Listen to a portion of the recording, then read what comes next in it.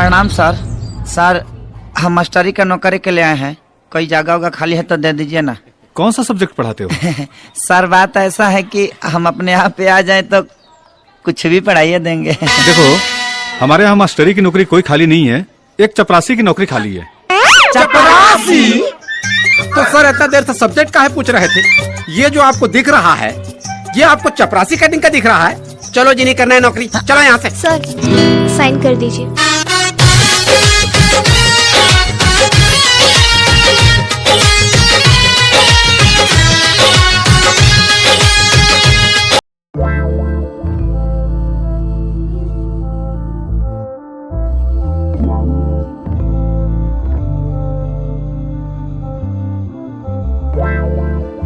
चपरासी उपरासी कुछ भी चलेगा, ज्वाइनिंग बताइए ना। ठीक है, कल से आ जाना। कल से? कल से।